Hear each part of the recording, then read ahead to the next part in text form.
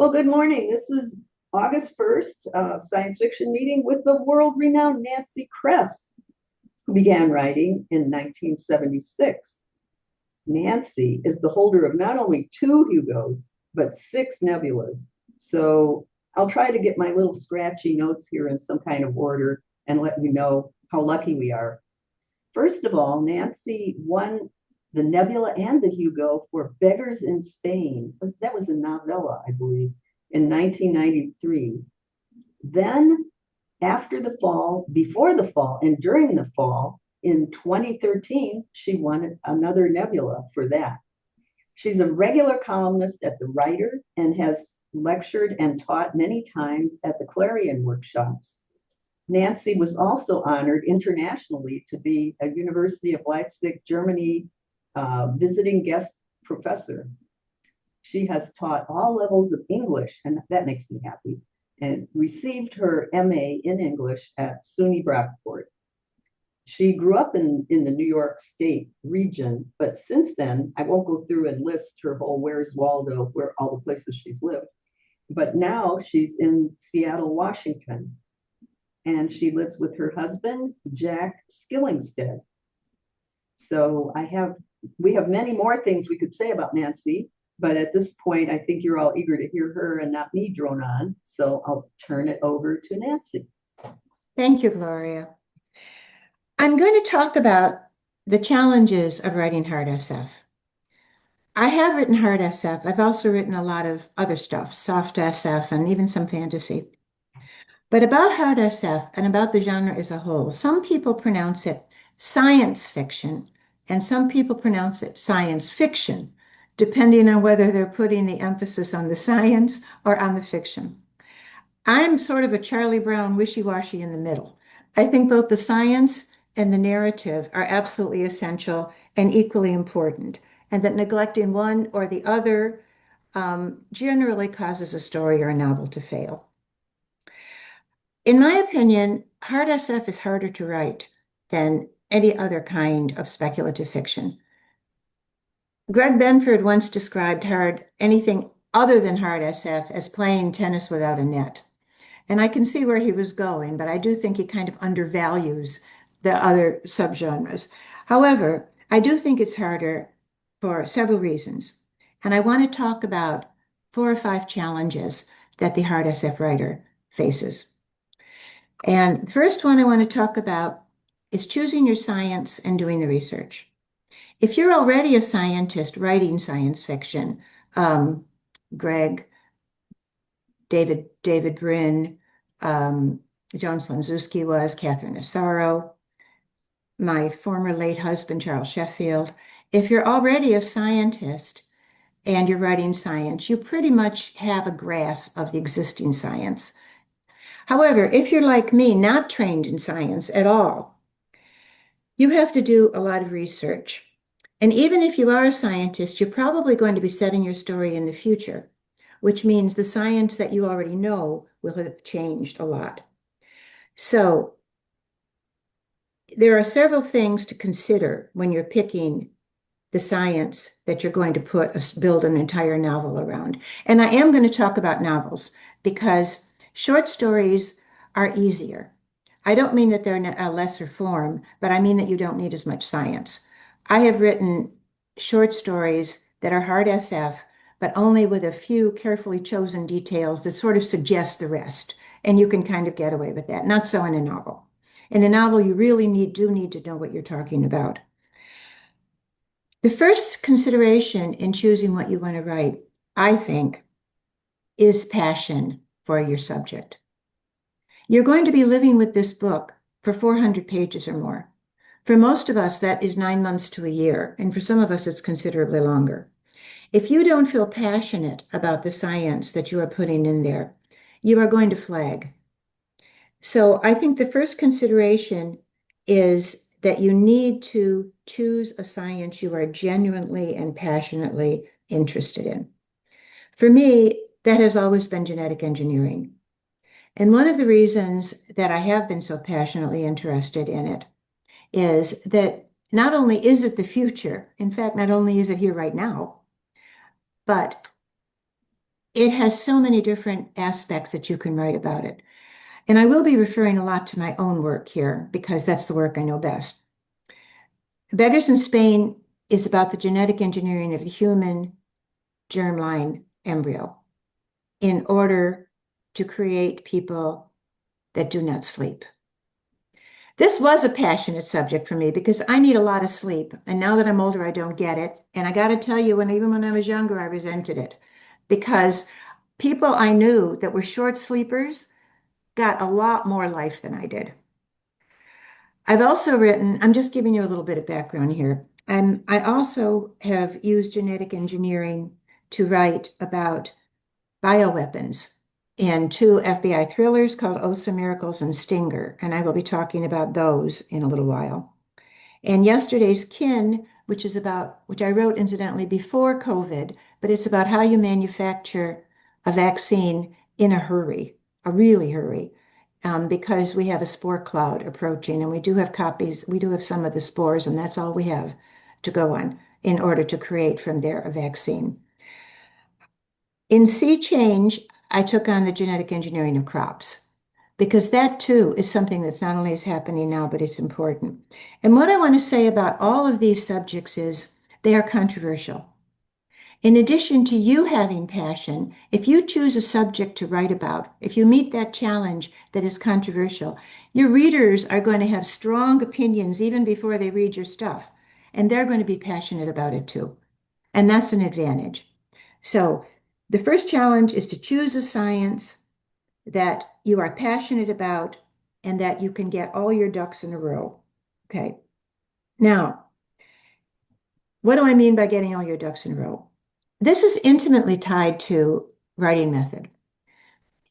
Process for writers, there are pantsers who kind of make it up as they go along, and there are planners. For years and years, until I started writing hard SF, I was a pantser. Some novels worked, some were utter failures. Some of them that are in print I now consider utter failures. But it doesn't work for hard SF at novel length. You have to plan the science ahead of time. Even if this is your area, you need to think about it, you need to write it out, you need to plan it out in detail. One of the things that I'm proudest of in my career is when I was writing Oaths and Miracles, I was very careful about the science. The spur for that story came when I lived in DC, and I read an article in the Washington Post that Saddam Hussein had a bioweapon program that he was working on. He never got to finish it, thank God. He wanted a virus that would target specifically Jews. The human genome is pretty much alike for all of us, but there are small places where there are differences. And one of them is, for instance, that Black people are prone to sickle cell anemia and other people who are from the Mediterranean area. And Jews are more prone, they carry the genes for Tay-Sachs. Tay-Sachs, I'm not even sure how you pronounce it. When I read that, I thought, I want to use that, but I don't want to make it targeting that particular population. I wanted to find a way that some organization, whoever you think it is, you're wrong, can target Black people with a virus that is mostly going to hit them. On the surface, in every cell in your body is something called the major histocompatibility complex. It's as individual for each person as your fingerprints are.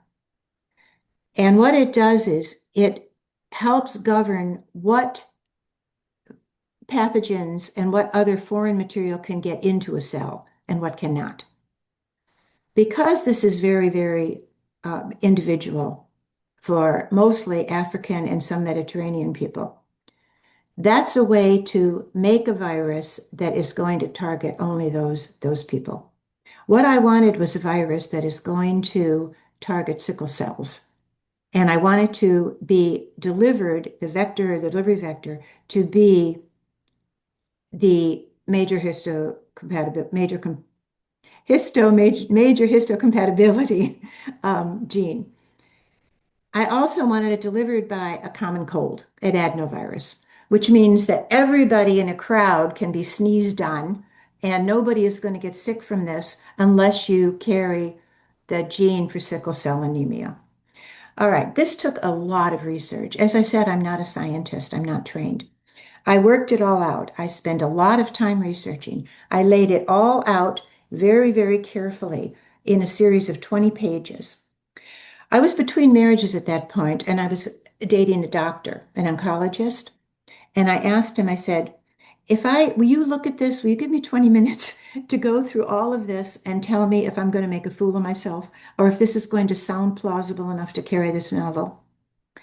And he went over all of my notes, and then he said the single most terrifying sentence I've ever heard, which was, I think we could do this. Obviously, I don't have the level of detail to actually do it, but I was very, very pleased that I could at least get it so I wouldn't make a fool of myself. The book was published. It's called Oaths and Miracles. And the main characters, there are two of them, are a Black woman scientist at the CDC who's in charge of containing this epidemic and who is mad as hell, and an FBI agent who's in charge of finding out who started it and why. And whoever you think it is, you're wrong. Okay. When the book was published, a few months after that, I had set the research being done, some of it, at by a scientist who was associated in some way, although the institution was with Whitehead Institute for Biological Research in Boston. He was actually had left and been recruited by this other extremist group and was working on this under coercion, a lot of coercion. When he finally got it, they killed him. But the point is, I got a phone call from a scientist at Whitehead, and he said, you don't know me. I'm a microbiologist. I'm at Whitehead Institute, and we've been reading your book. And your scientist who puts this together is a womanizer, and he has this attitude and this attribute and this attribute. And we want to know who you know up here. I said, I don't know anybody up there. I have never been to Whitehead. I barely have been to Boston. But I was so pleased. And so we had a nice talk about delivery vectors and bioweapons. And of course, it took him about 3 minutes to discover that I don't actually know all that much, but I had known enough to make it plausible enough to alarm both the doctor who looked over my notes and the other thing. That's the level of detail I think that you need to know. The challenge is knowing that, even if it doesn't all make it into the book, and it didn't all make it into the book.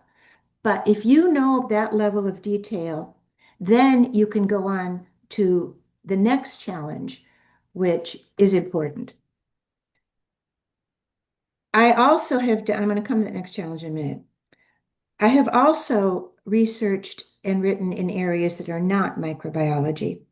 When I wrote Probability Sun, which is part of a series that ended up winning the John W. Campbell Memorial Award for Hard SF for the third book, Probability Space, I wanted to create an alien race that had different physics than we are and was capable of exploiting wormholes for space travel. In order to make this plausible, I didn't want to say it, I just wanted to make it sound plausible. These are more invented details. Nobody called me up from from SETI to say, hey, who do you know there? This was something I had to invent. But what I ended up inventing after meeting Brian Greene excessively, all three books, making a lot of notes, physics is hard for me, making a lot of notes, laying it all out. What I ended up was inventing a totally fictional fifth major force in the universe to go along with gravity, the strong and weak force, and electromagnetism.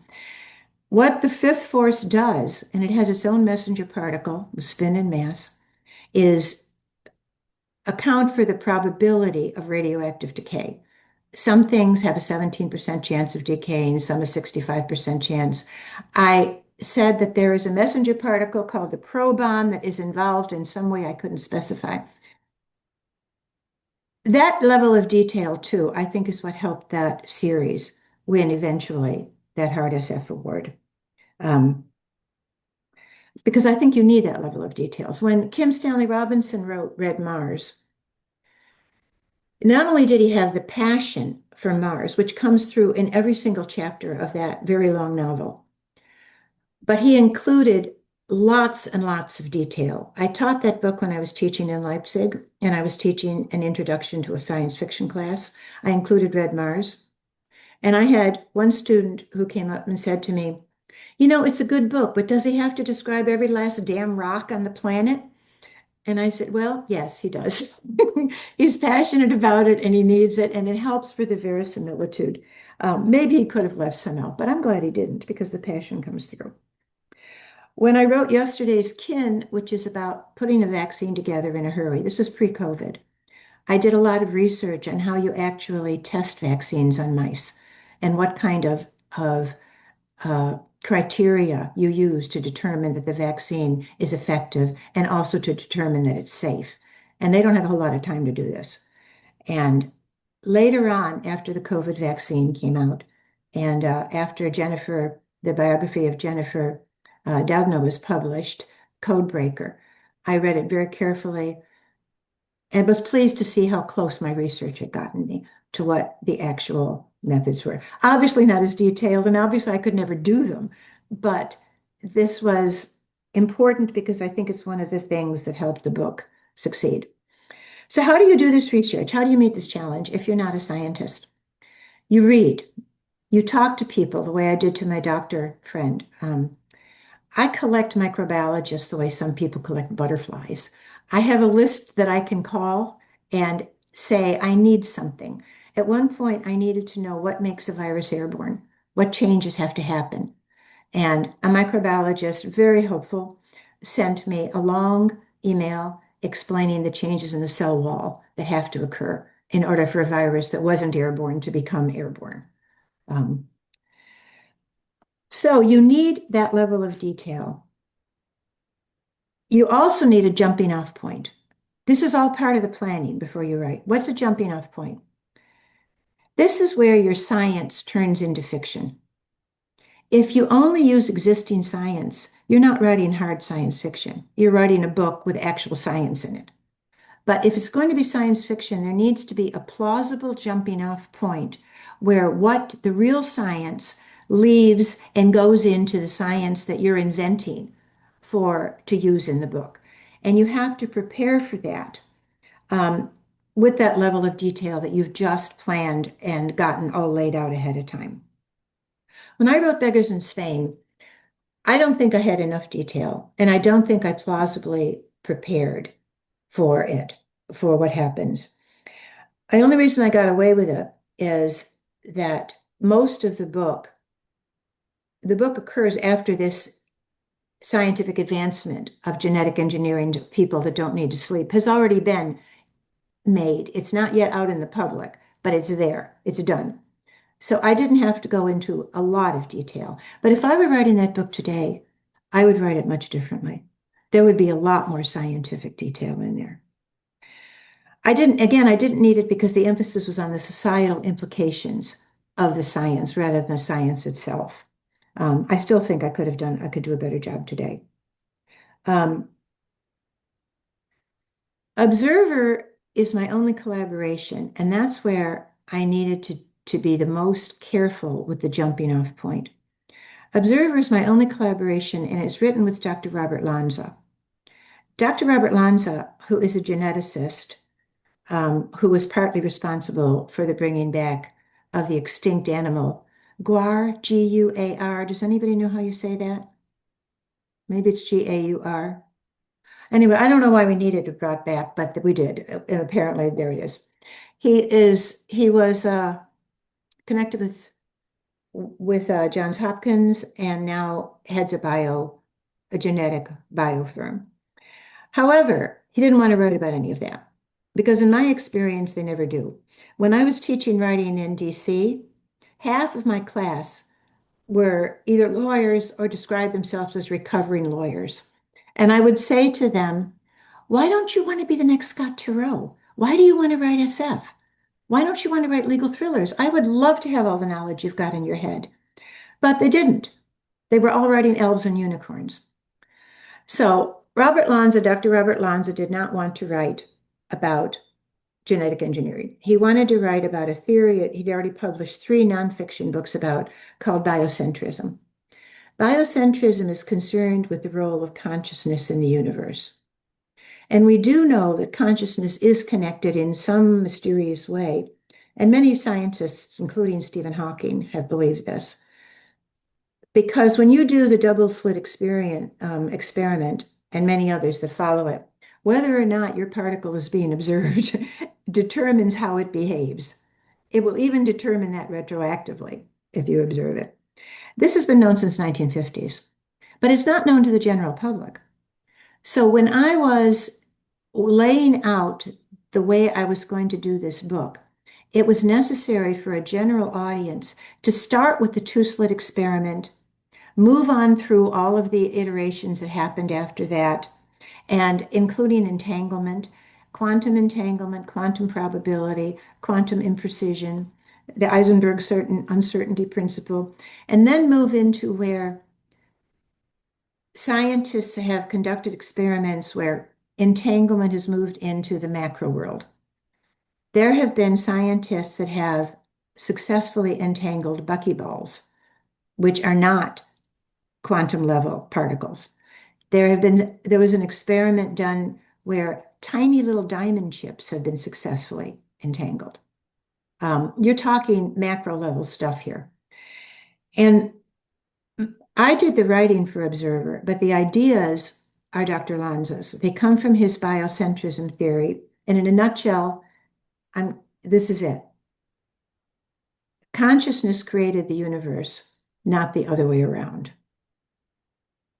And consciousness goes on creating it now, including the consciousness in your mind through consensus reality. However, that's a hard sell. Everything is simultaneous in his, and there are other physicist theories that have everything as being simultaneous too, including some aspects of the holographic aspect of string theory. But I didn't want to go there, and neither did Dr. Lanza. He wanted to stick to his belief. If you should happen to read Observer, I'd like you to notice 2 things. One is that I consider it a science fiction novel. Dr. Lanza considers it absolute truth, and I think that's an important distinction. The other thing is how much science I had to build and how carefully in there in order to bring along a general audience. So that's the jumping off point where you leave the real science and go into whatever you've invented that makes it science fiction. And it's important that you know that ahead of time because you're going to spend a lot of the novel preparing for it. And if you don't prepare for it, if you say, I want it to be a surprise, it is simply not going to be it's not going to work as well. I needed that 5th force in the universe to get to the point where my alien race could collapse the wormholes and there would no longer be space travel in that mode.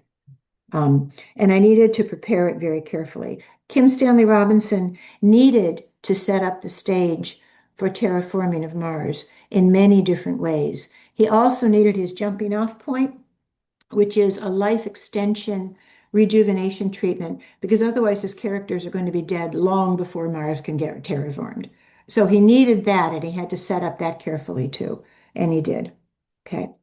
So part of your planning stage is picking a science you're passionate about, getting all of your details, your ducks in a row, making sure that they lead to a plausible jumping point and how you're going to do that.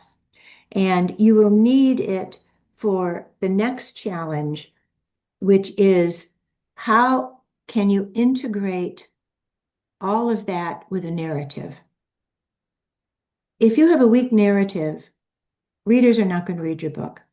A small percentage of them will because of the science, but it's small. And when the percentage is small, publishers, frankly, aren't interested because they need a certain number of sales to make money. If you want to self-publish it, then that's another thing. But I've always been traditionally published, which means you have to appeal to a broader SF audience and hopefully an audience beyond SF itself. And to do that, the narrative and the characters have to be equally important, if not more so than the science. But you have to choose a narrative that can make your science compelling. How do you do that? A lot depends on your point of view character, your protagonist. Your protagonist needs to be relatable. Your protagonist needs to have, and this is the big thing, an emotional investment in the science. Not just a scientist, but someone who would really like it because it would help his or her career, but an emotional investment. I'm going to go way back to illustrate what I mean to a 1970s story written by Frederick Pohl and C.M. Kornbluth. It was a Nebula winner, no, it was Hugo winner, and it was called The Meeting. And in this story, and remember, we're talking the early 70s that this is written. In this story, the scientific element is a brain transfer, like a heart transfer or a lung transfer, liver. It's a brain transfer, a whole brain transfer. It's experimental. It's in clinical trial. The main character of the story is not the scientist who invented this, and it's not the surgeon who implements it. Frederick Pohl and C.M. Kornbluth had as their main character the father of a badly disabled child with autism so severe that he will never talk. He will never really connect very well to anybody. He has periods of violence. And controlling him and trying to teach him, at the time the story starts, the parents have tried everything. They've tried every possible therapy, every possible medication. Nothing is working. And then the father gets this call saying, we have a child the same age as your child who was in a car accident and is not going to recover. He's on artificial heart right now. But the parents are willing to donate his brain and they will release complete custody to you. This means that Tommy, his child, would not be Tommy. But the father thinks about, okay, he won't be Tommy, but he will be my son because I will be raising him. I'll be able to take him fishing. I'll be able to play with him. He'll be able to live a normal life, but he won't be Tommy. And he and his wife discuss it. He has about 10 hours, I will think, if I remember correctly, to make a decision. And this is an emotional investment in the science. The story ends with saying, Harry picked up the phone to make the call. And you don't decide which he does. But boy, you are right there with that story because there's an emotional investment. So when I was writing Observer, I had my narrative and I needed a character that I had my science and I needed a narrative with a character that would have an emotional investment in this science. Her name is Caroline. She was a surgeon that looked like she had a bright future. She just finished her fellowship years and was ready, and it looked like she had a bright future. Unfortunately, she went to a celebratory party and got into a situation through no fault of her own, where one of the leading surgeons in the country, very drunk, made a sexual molestation, and she reported it. He denied it. It became he said, she said. This guy is really important. She's not all that important. The whole thing went online, and you can guess what happens. These kinds of things go online. This is before the Me Too, incidentally. And so what happened was, although she had some defenders, a lot of people felt that she was just ruining a career of somebody who had saved so many lives, et cetera, et cetera. And she was not offered the job she expected or any other. However, she is offered a job at a mysterious institution. She's a surgeon, a brain surgeon, in the Cayman Islands. This is run by a Nobel laureate, a legitimate Nobel laureate. There's a lot of good things there. There's a lot of reasons to believe it's completely legitimate. So she flies down for the interview.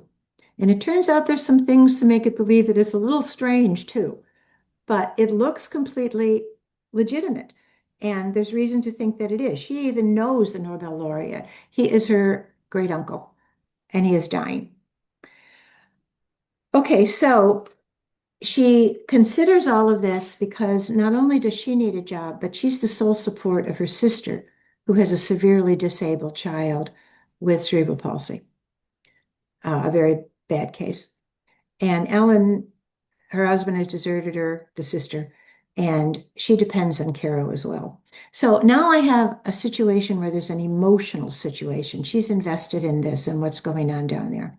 And what's going on down there is a use of brain altering surgery in some ways to as a shortcut to being able to see what is going on inside the brain. We can already do this with functional MRA, not just pictures like regular MRIs, but a functional MRI takes pictures of what the brain is doing, what part is active in what.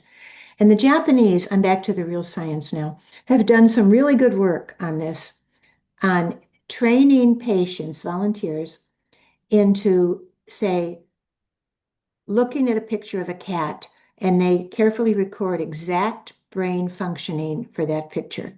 And then later on, the person is put under brainwaves and told to think of it, and told to think of a cat, but not to say it, to think of something. And by looking at the brainwaves that come out, they can know he's thinking of a cat, picturing a cat. So that is actually going on. I moved the several generations forward, that science, so that I could use it for this, so that it's possible to see what is going on in the consciousness of people at greater length. Okay, so you have challenge two. You have your narrative, you had your science and the details.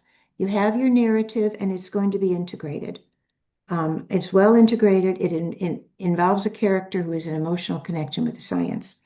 Challenge three, how much of all this detail are you going to put in the narrative? And there's two traps here, but I want to say up front that no matter what you do, you're going to be wrong. By which I mean that there are people who are going to say there's too much science in here, it slows the story down. There are also going to be people who say, the science was the best part. I wanted to know more. Why didn't you spend more time in developing the science in greater detail? You are never, ever going to get all readers for this. You can't do it. Also, if you explain too much and too simply to build up, there are people who are going to feel that you are condescending to them because they already know all of this. If you don't explain it carefully, build up from the bottom, there are people who are going to say, it was really confusing. I really needed to know more about what she's talking about. This is, I think, maybe the biggest challenge of integrating science into a narrative. And there are three things you can do to try to help. First, I've already mentioned. Well, first, let me talk about two things that don't work. What doesn't work is having the scientist explain all of this to somebody who is not really involved. Often it was a journalist. I'm sorry to say that in many of his early stories, like Isaac Asimov was guilty of this. A scientist just blathers on about what's going on with the science or the technology, and somebody is taking notes or asking intelligent questions so that there's more excuse to blather after that. And then that person disappears from the story. This usually doesn't work. It may have worked in 1956. I don't think that it works very well now. And it also runs the danger of, as you know, Bob, dialogue. If you're a writer, any of you out there, you know that as you know, Bob is a term, a shortcut term for characters telling each other things they both know so that the reader can learn them. As you know, Bob, after Mother died, I went and got a paper route so that we could earn some money. Yes, Martin, and I found that job at the convenience store. I have seen science fiction stories where the science is put into, as you know, Bob, dialogue for no particular reason. And those stories did not sell. Okay. Your job is to integrate this the science in a way that does not put readers off. The other way that often doesn't work is a huge chunk of exposition at the beginning. This is the science, sometimes in a prologue. Now we can go on to the story. A lot of readers, and worse, a lot of editors won't. The science needs to be introduced with three principles that do work. The first one I've already covered. It needs to be introduced because it has an emotional connection with the point of view character. The second is that it needs to be introduced as that character has a need to know and the reader has a need to know. You need to establish that something is going on here, something strange, and then the reader will sit still to find out what. You may or may not know Ted Chang's wonderful story, Story of Your Life. It was a Nebula-winner, and it was turned into the movie Arrival. The story is much heavier on science than the movie because the science is linguistics.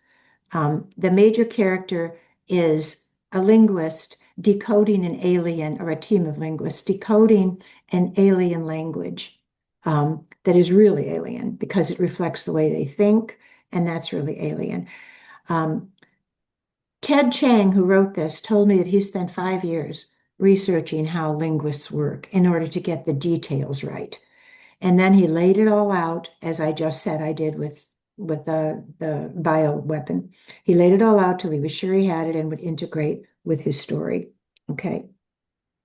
So, but what he did is he gave it to us in small chunks as the character needed to know it.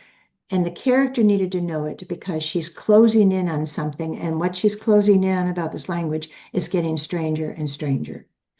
If you saw the movie, the second Andy Weir novel movie, Hail Mary Project, isn't that what it was called? I think so. You know that there's a sort of adorable alien in there, and the linguist is able to set up a one-to-one correspondence between an English word and the concept in the alien's language. Ted was not going for that, because you also probably noticed that the adorable alien called Rocky thinks pretty much like we do. It's just a matter of finding the right word. That's not the case with the hepatids in Ted's story, in Ted Chang's story, Story of Your Life. They don't think like we do at all. And as the major character decodes the language, she begins to see that their thinking involves a universe that they see through a different physics. They see it through the simultaneity principle of physics, in which everything that ever happened and will happen already is there, but not laid out in a timeline altogether, which means their brains are shaped by this through evolution, and they can see the future, but it's not the future to them. It's happening right now in the same way everything else is happening right now. The story is intercut with flashbacks of she and her husband having their first child, only child, raising that daughter. And they're very well done flashbacks. I said to Ted once, how come you know so much about kids when you don't have any? He didn't give me an answer. But anyway, it very much feels, I have 2 kids, it very much feels like raising a daughter. Okay, so as the linguist goes along, she begins to see how these people think as she's learning their language, and she too begins to think that way. And she can see the future, but which is also the present. The story starts, the very first line starts, your father is going to, tonight your father is going to ask me the most important question of our lives. Right away, we see that there's something odd going on. Is going to ask me means he hasn't done it yet. So how does she know what it is and that it's the most important thing in your life? That happens throughout the whole thing. So we know that something is going to happen that involves that important question, and that also relates to a different way of looking at time. We know it from the first line. As it turns out, as she goes on with flashbacks with her daughter, we find out the daughter died at age 25 in an accident. And the last sentence of the story is, your father asks me the most important question. Let's make a baby, or shall we make a baby? And we already know that she has said yes, and she already knows that she said yes. And she said yes, even knowing that this girl is going to die at age 25. It's a wonderful, wonderful story. A lot of the linguistic research got left out in the movie because, frankly, somebody sitting there decoding alien languages doesn't have very much drama. So the whole drama with the Chinese and the military was brought in. I asked Ted once what if he liked the movie, and he said, "Yes, I do. It's got the heart of my story, which is the question about whether or not she's going to have this child. And it has the heart of my science, which is a different way of looking at physics. And other than that, it's its own thing. The story's here, the movie's here. They are both good in their own way." Okay. Which I thought was a terrific way to look at it because I know so many writers that hate the movies that were made out of their stories. Okay, the last challenge I want to talk about is in some ways the most difficult and the most controversial. And that is the ethical implications of hard SF. If you read a story with magic in it, whether it's Harry Potter or Game of Thrones, the ethical ideas of that magic really don't carry over into our world because we don't have magic in our world. Not that kind of magic, anyway. That isn't true of science. A lot of people, including my daughter-in-law, and this was probably one of the most alarming things I ever heard. She says, "I love all the science I learned from your books." And I said, "Jamie, you do know I make some of it up, right?" The ethical dilemma is that fiction is built on stuff going wrong.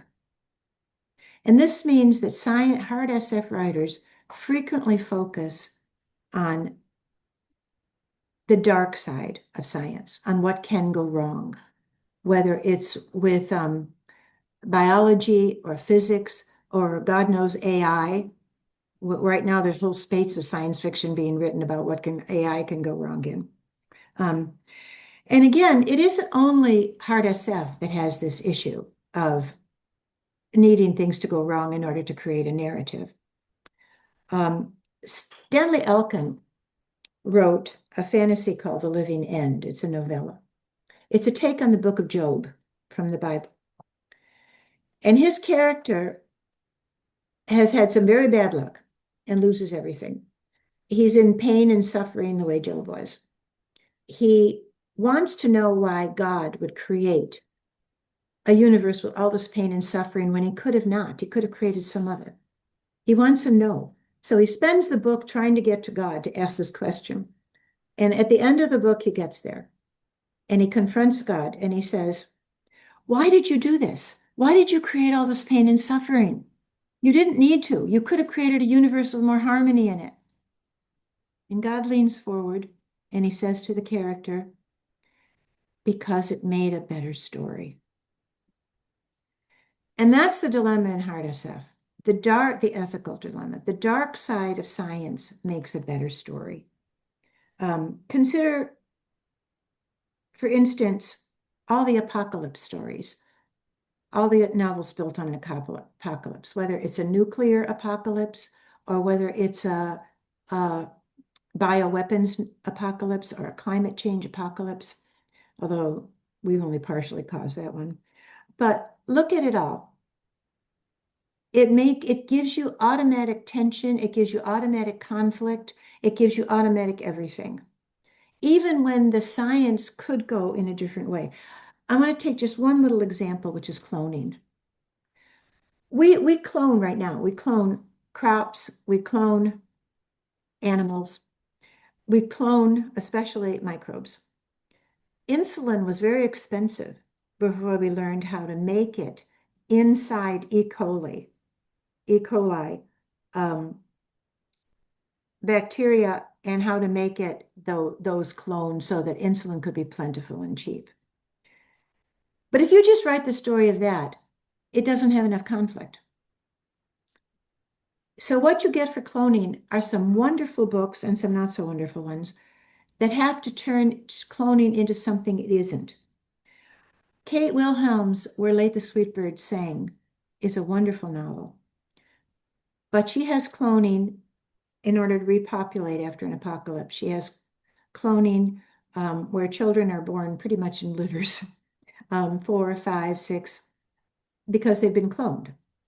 Cloning is basically nothing but delayed twinning. The reason you get identical twins is that embryo split in the womb, and that's a clone. And both of them manage to hold on to the uterine wall. Okay, for triplets, identical ones, same thing. Fraternal is different. Okay, so it's nothing but delayed twinning. But she made it into that these children are telepathic with each other and bound together in ways that make them inimical to normally born singletons. None of that is true of cloning. Ira Levine carried it farther with the boys from Brazil, where he has managed to get a hold of DNA from Hitler and clones Hitler over and over. That wouldn't happen either. Hitler was the result, yes, partly of his genes, but partly of the specific conditions on which he was raised in a Germany that had just lost a war, World War I, and was being pummeled with reparations, and also a personal family that was less than ideal. Okay. But nonetheless, it made a gripping thing to have all of these Hitlers running around. Even Jurassic Park, where they cloned dinosaurs, did not end well, as you probably know if you saw the movie or you read the book or both. Michael Crichton did a superb job with the details of cloning. He makes it not only really specific and really plausible, but also really well integrated with the narrative, with characters you care about. But it ends up on the dark side of cloning nonetheless. Okay. I don't know the answer to this question. I think about it because my books don't always end well. Although I will say Observer does. I mean, by well, I don't mean they don't end literarily satisfactory. I mean, that's for you to decide, not me. I mean, they do not necessarily end well for the characters. Sometimes they do, sometimes they don't. And I think about this, but I think it's a challenge, call it an unresolved challenge that hard SF writers need to think about.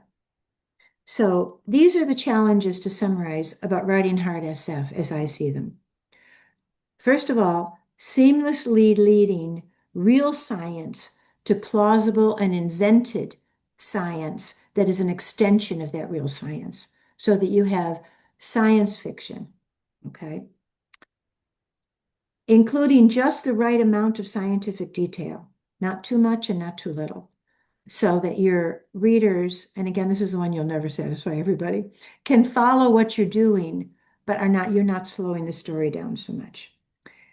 Integrating all of those science explanations with the emotional life of at least one important character, because their story is what's going to matter to readers. And finally, considering the view of science that your story is feeding into and what it is that you're saying about whatever your science working in. Even if you don't really know what to do about that, because I don't. But I think it's a thing that's worth considering. So those are the challenges of writing SF. Getting the details right, leading them to a plausible jumping off point, integrating the science into your story without neglecting the narrative, and considering the ethical implications of what you're writing. Any questions? Comments? First, I want to thank you very much for this excellent presentation, and certainly you give a lot of people some background who may be trying to write hard sci SF. So novels, yes. I see a hand raised here. Sarah, do you want to unmute yourself first? Hi, Nancy. Fantastic talk. Thank you very much. I'm currently doing a PhD looking at the influence of science fiction on the decision to study STEM subjects. And I would love to have a chat with you sometime about hard science fiction and its inspirational powers, if that would be possible. Yes, Um, certainly, certainly. Have Gloria give you my email address. okay, that And would be great. and if you email me, we can set up a time to do that. That would be fantastic. Thank you. But yeah, brilliant talk. Certainly resonated with a lot of the things that I'm facing with my writing. So thank you. Thank you. Other questions, anybody? Comments? Arguments? I've got one question. Have you covered some of this material in some of your books on writing and nonfiction? Do you have a recommendation for one to start with, or? No, I haven't because the books I've written on writing were not aimed specifically at science fiction. I wrote them when I was a columnist for Writer magazine, and as a result, they talk about writing in a far more general way. I haven't written a book about writing SF specifically, so I'm sorry. I'll rewatch this video later then. I see two hands up. One is, let's see, who is the first hand? How do you pronounce your first name? Is it Jean or Jean? It is Jean. Jean. Okay, Jean, you're on. Hi, Nancy. Hi. May I ask you a question about Tao's toolbox? Yes. I was wondering if you will go back to it, if there'll be a follow-up, if somebody else is picking it up, because I keep, I keep thinking of going someday, and someday has passed now. Well, Tao's Toolbox, for those of you that don't know, is built on the Clarion model, but for novels. And it was a 2-week workshop that Walter John Williams and I taught in Taos. And it's over now. We did it for 15 years, but Walter's health doesn't permit him to continue. Oh. So there is some discussion of possibly reviving it in Seattle, which I would teach it along with Daryl Gregory, also a terrific, terrific writer and a good teacher. But so far, none of us has gotten off the ground, and neither of us has. Both of us are finishing novels on deadline, and until the early next year, there's no way we can consider anything else. So have Gloria give you my email, and then I will have yours, and I can notify you if we decide to put something together Oh, eventually. wonderful. Okay? Thank you so much. Okay. I would definitely be interested in that as well. It'd be nice to have some hard SF writers because frankly, we don't get as the workshop went on, we didn't get nearly as much science fiction of any kind. We got more and more fantasy because that's in the ascendancy right now, and that's what sells. When I came into the field, it was entirely different. SF was the big thing, and fantasy sort of trailed along. And then Lord of the Rings happened. I mean, it had happened earlier, but when I was in college, every third dorm room had that big poster of Middle Earth, with the Shire at one end and Mount whatever it was at the other end. But when the novels were brought out in paperback by Ballantine in the 60s, things began to shift, and they have not stopped shifting. So that fantasy, I'd be thrilled to get some actual hard SF writers in the classes. Other questions, comments, disagreements, vociferous arguments? Darian has her hand up. I was wondering if you could elaborate more on the ethical aspects, especially it seems like to some extent the ethics of a writer are a reflection of their political views and how that may or may not come across in their novels. It probably will come across to some extent because every novel, every short story in any genre offers a worldview. Sometimes, as in some category romances, the worldview is very simple. Love conquers all. It also isn't true, but that's not the point. In mysteries, the worldview is the good guys win. They catch the bad guys in almost all mysteries. Whereas in actuality, a third of all murders go unsolved. So there is a worldview implied, and politics can be part of that. But I think that ethics can also, in some ways, be separated from politics because there are ethical questions like, is murder always wrong, that can be discussed and debated. And I'm not talking about, well, I could be talking about in war, but I'm also talking about murder. Well, for instance, the stand your ground or the wife beating rule, is murder justified under those circumstances? And some questions like that cut across partisan lines. And I think the ethics of cloning or the ethics of interfering with the human germline, for instance, don't follow, they may follow some political lines, but they're much more apt to follow religious lines. And you have to take that into consideration if you're talking about the kinds of things that we can do to germline. We're not doing them, but we can. You probably already know, if microbiology interests you, that several years ago, a Chinese researcher, Dr. He, did interfere with embryos in vitro, implant them into a woman with, obviously with her consent. And two girls were born that had supposed to have a resistance to a blood disease, the name of which I cannot pronounce, so I'm not going to try. And they did. But this is a very risky thing to do. And it's illegal in China, as it is illegal in the United States. And he spent 3 years in jail and lost his university standing and biofunding. It's not legal anywhere in the world to interfere with human germline. That doesn't mean it isn't going to happen. That doesn't mean it isn't happening right now. The reason I set my novel Observer in the Cayman Islands is that with enough money, and the Cayman Islands itself is like Switzerland, is a repository for money that nobody wants traced. With enough money, you can get away with an awful lot in the Cayman Islands. And I would not be surprised to know that there are places in the world where human germline editing is going on.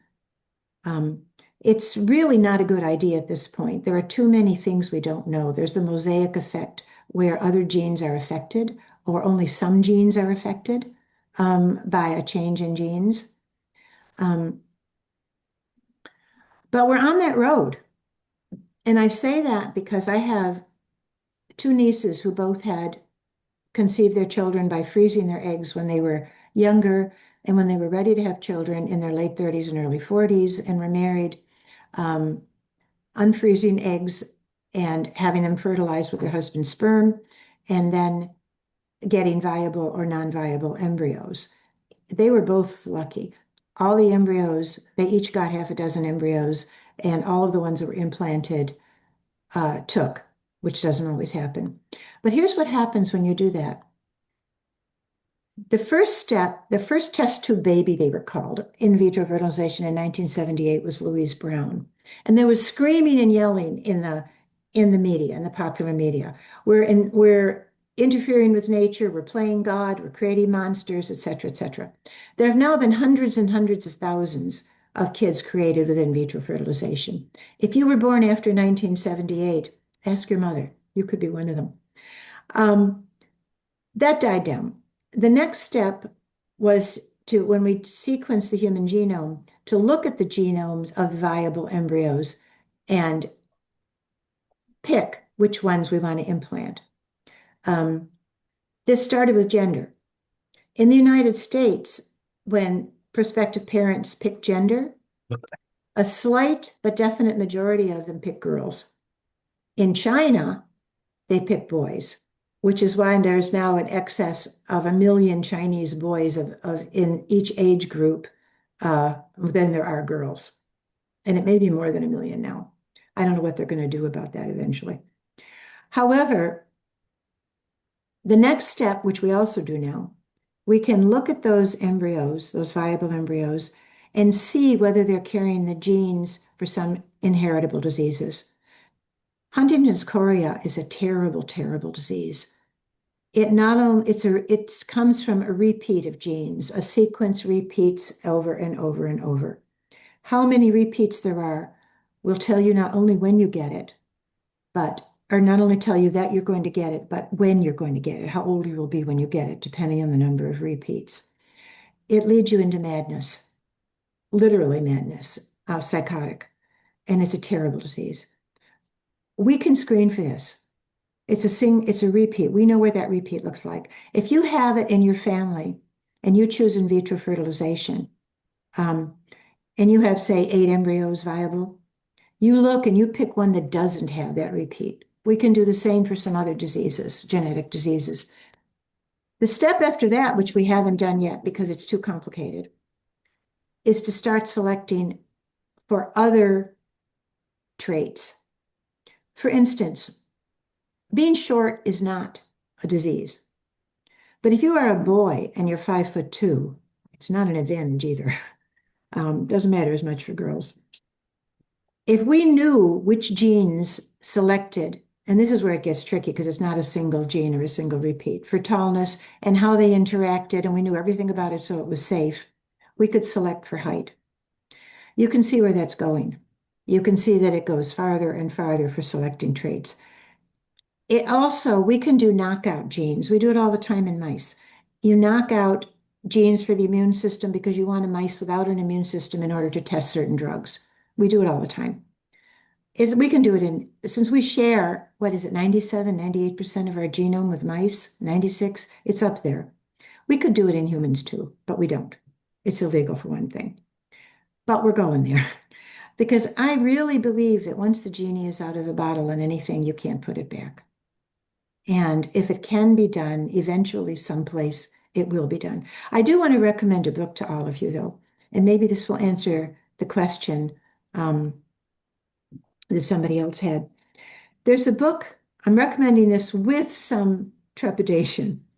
It's called The Next 500 Years, and it's by Christopher A. Mason, who is a geneticist and who believes that it is a moral imperative that we colonize other planets and other stars, because even if we don't manage to ruin this one, in 5 billion years, the sun is going to wipe out life on Earth, and he's very worried about this.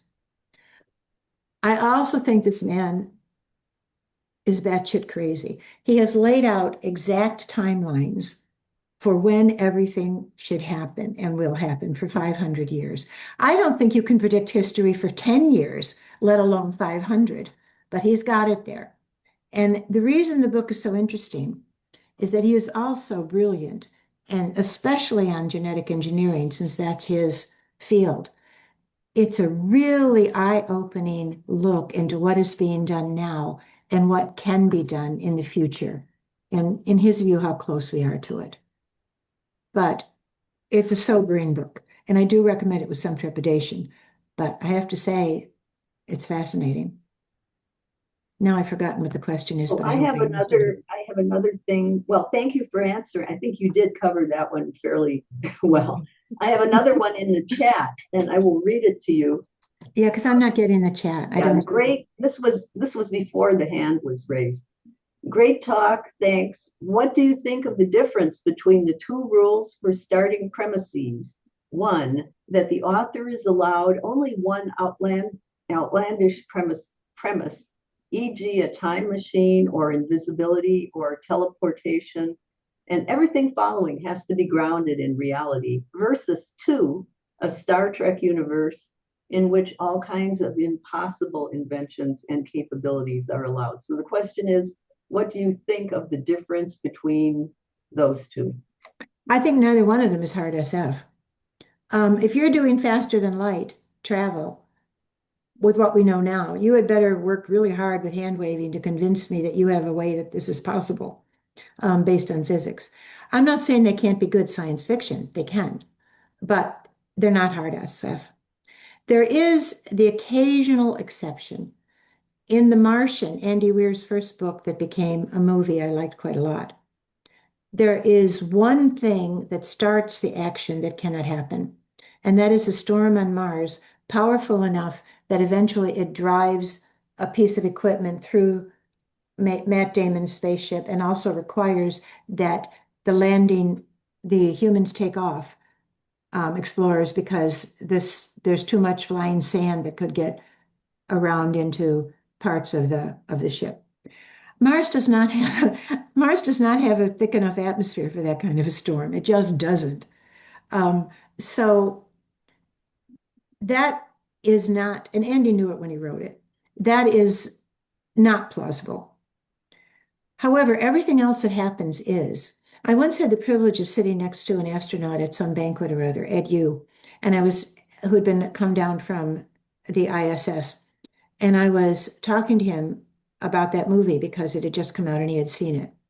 And he praised it very highly. Again, mentioning that one thing, which I already knew could not happen. So, but the rest of it is all absolutely plausible and accurate.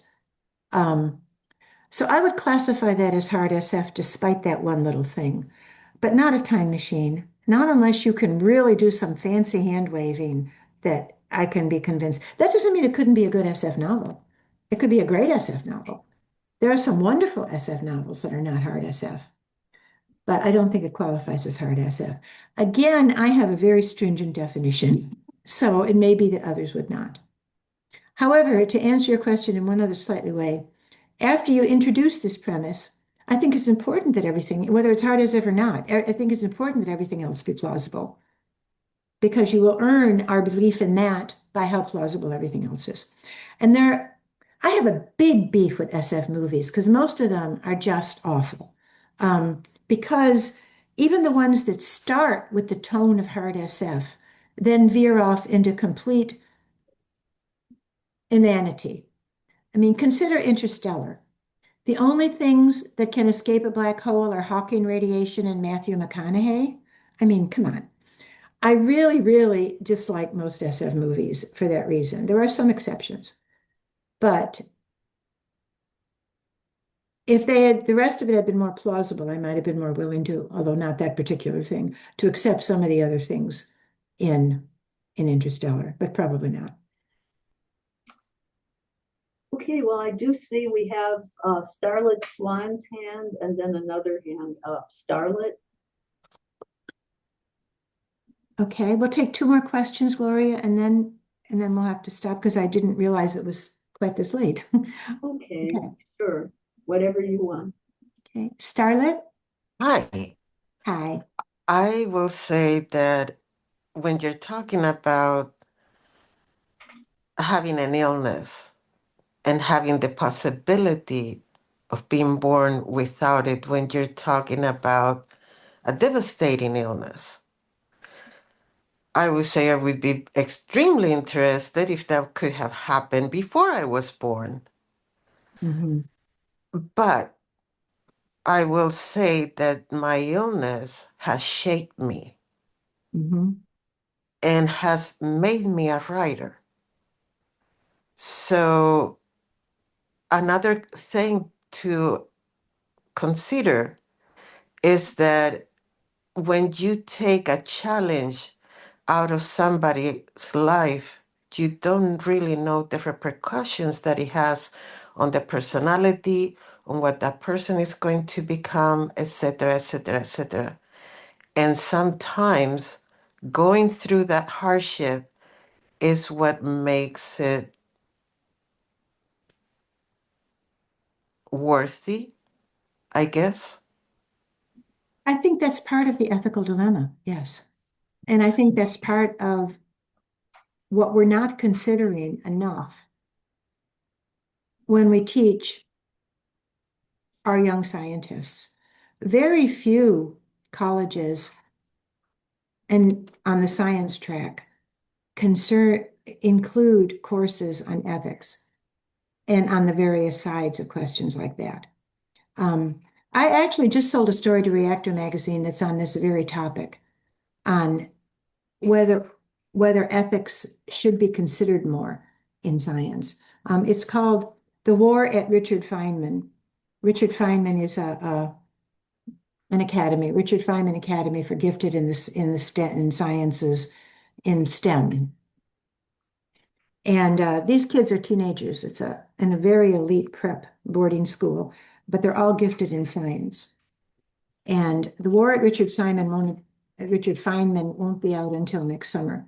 But it was prompted to write it by the kind of concerns you're raising right now, because I don't think they get enough attention.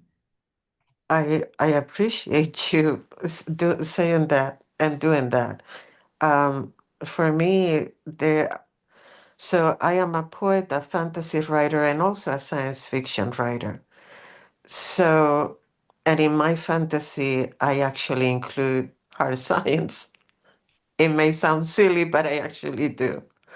So my thing is something that I wrestle with when writing science fiction is that sometimes I will stop myself from writing a story that I thought about because I'm like, this could actually happen.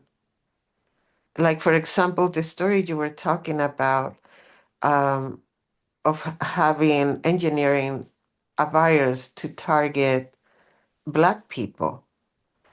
Well, racism has been alive and well to this day. That's why I And wanted to write the story, because racism is alive and well, and because my protagonist, one of the two of them, the Black woman scientist from the CDC, is mad as hell, and also brilliant and effective at doing her end of dealing with this. So yes, of course. And that's part of the, should be part of ethical things too. Just because we can do something doesn't mean we should. But alas, it also means that somebody somewhere is likely to do it. so then you're not concerned that somebody could copy your idea in the real world? No, because I got it from Saddam Hussein. It was already, I mean, it's already out there. That idea is out there. It's not new. Okay, that What makes I sense. did that was new was hone in on sickle cells as as the and the MHC complex as the vector. And I'm sure some people have thought of that too. I mean, I'm not that brilliant in science. I'm not trained in science, and I'm not that brilliant. If I've thought of it, so have other people. I just happened to So, write a novel about it. so then basically your answer to what I'm trying to ask is if I do think of a story, I shouldn't censor myself. No, you shouldn't. You shouldn't. Fiction, all kinds of fiction, should reflect the real world, the real world. That's why I don't like category romance. Love doesn't always conquer all. I'm not saying it's That all is true. terrible, but I don't, I'm talking about the very simplest kinds of romance, you No, know. I completely agree with you on that. And I would like to say that I wish I could be one of your students. I really wish I could be. I don't teach as much as I did. I'm getting old, and it takes a lot. When I was doing Taos, we had 18 students and they each submitted the first 10,000 words of their novel. And that means I'm looking for the first week alone at 180,000 words. And not only do I critique it and did write an elaborate critique, I also line edited. We're talking 3 weeks of prep, at least, for each session. And I'm getting a little old for all that, even though I enjoyed Well, they were privileged. it. Thank you so much. Okay, That's one why more we're so question glad then. you're here, because this will go out to many people and you didn't have to prep or do any line editing.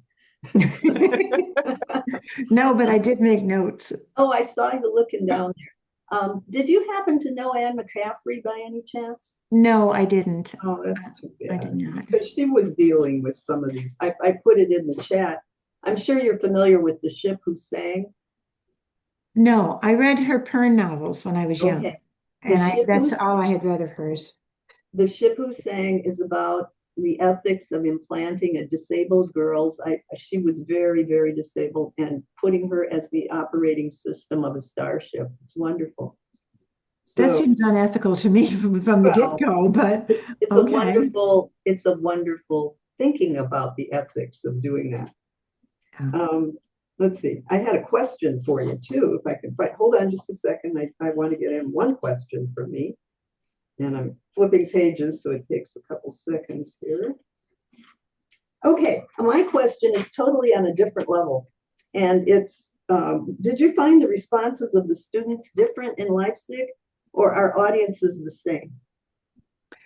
Yes, I did find the responses different.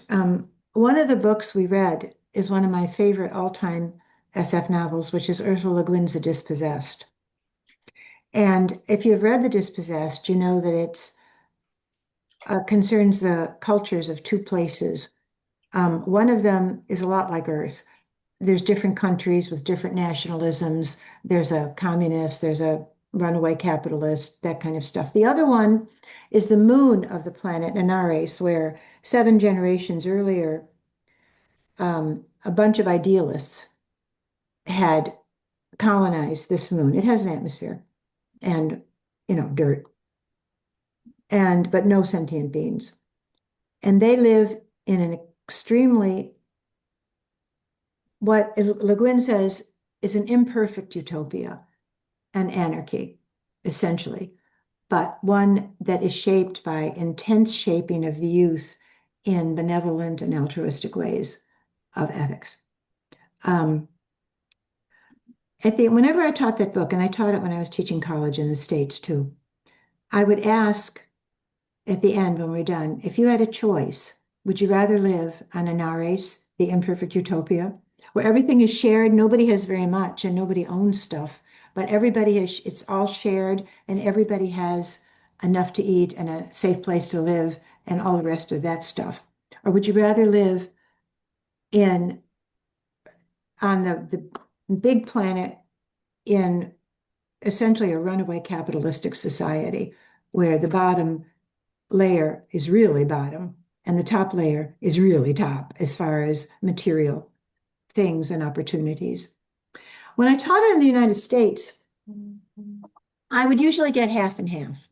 The idealists versus the people that wanted the chance to get ahead in a capitalism society, okay? When I taught it in Leipzig, a former communist country, it surprised me that only 2 people in the class picked Antares. And the other 40 or 50 kids wanted a chance, I guess, at capitalism, no matter what the consequences to everybody. And I thought that was an interesting and unexpected result. So yes, I also found the German students, and this was in 2008. So we're talking almost 20 years ago, but I found them less pugnacious, more cooperative. They did their homework and they were more respectful than I found the American students sometimes to be. Interesting, very interesting. Thank you. I thought there was another hand, but maybe that hand has gone away. And it was me, but I put my comment in the chat. oh, okay. Yes, I see you've added one about Stephen Baxter, one of our favorite writers on. Oh yeah, I know Stephen, not well, but I know Oh, you him. do? Yes. Oh, Yes. well, he's a favorite writer in this household. So one fast one for my son, the architect. What is this foam thing that you invented, the material? Oh, foam cast. If you can have a material that you can spray out of a hose and will harden around, it can be a very flimsy scaffold because it will harden in there, and the scaffold will be subsumed in the middle. You can create inexpensive structures quickly. And I invented that because I needed to create sturdy structures quickly, inexpensive sturdy structures quickly. But I don't think such a thing exists. I'm not sure. Oh, there's a whole. Sorry, I want to thank you for the opportunity to be here. I've enjoyed it, and you've been a good audience as far as I can tell, since I can't see most of your faces. But the questions were good, so I'm assuming You're a It's good a artist. joy to have you here, and we look forward to getting this up on YouTube. Of course, I'll be sending you a link to it so you can share it and use it in place of having to sit in front of those pugnacious students. Well, I don't teach college anymore. Right. But I Well, did. I taught it too, and I know what you're referring to. So anyway, thank you so much. And next month we're going to have, I believe, if I'm not mistaken, Clayton Brown, who's at Northwestern, and it's going to be interesting as well. I can't dig up the topic in my head. So have a great weekend. Thank you again, Nancy, and we were very happy and privileged to have you. Thank you. Bye, everybody. Thank you, Nancy. Thank you, Nancy. Right. Bye. Thank you. Thank you. Bye-bye.